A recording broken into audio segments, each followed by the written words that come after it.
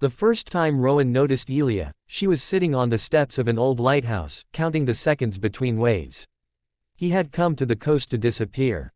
The kind of disappearance that didn't require leaving the world, only stepping far enough away that no one asked questions. The lighthouse was closed for renovations, forgotten by tourists and guarded only by wind and gulls. Rowan liked places like that, places that asked nothing of him. Elia didn't seem to belong there. Her dress fluttered in the breeze, notebook balanced on her knee, dark hair pinned carelessly as if she'd stopped trying halfway through the day. She wasn't writing, just watching the sea, her lips moving slightly as she counted. Rowan would have passed her by if she hadn't spoken. "You're late," she said, without turning.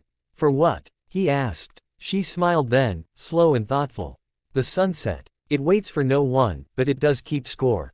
He sat beside her without knowing why. From that evening on, it became a habit. They didn't ask the usual questions. No jobs, no pasts, no explanations.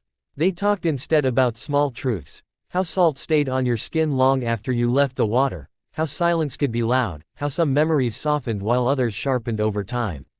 Elia came every evening to watch the sun dissolve into the horizon. Rowan learned that she always counted the waves until the sky turned pink. He learned not to interrupt. He learned that waiting beside someone could feel like belonging. Some days she spoke a lot. Other days she barely said a word. Rowan mirrored her quiet without effort. With Elia, silence was not something to fill, it was something to share. Weeks passed like that. The lighthouse watched over them like an old secret. One evening, Rowan brought 2 cups of coffee. She accepted hers with a small nod, fingers brushing his. He noticed how her hand trembled, not with cold, but with something deeper. "You don't have to come every day," she said suddenly. "I know," he replied. "But I want to." She studied him then, really looked, as if weighing something unseen. People usually leave. He didn't argue. He had left before. He had been left. Promises felt heavy in his mouth. Instead, he said, "I'm still here." It was enough, for that day. Elia began to open like the sky at dawn. She told him about the brother she had lost, the one who taught her to count waves when the world felt too loud. About the guilt that came with surviving. About how the sun setting meant another day had passed without him in it. Rowan told her about the marriage that collapsed under unspoken words. About how he learned too late that love needs language. About the fear that he was already past the best part of his life. They didn't try to fix each other. They listened. They stayed. Love crept in quietly, unnoticed at first.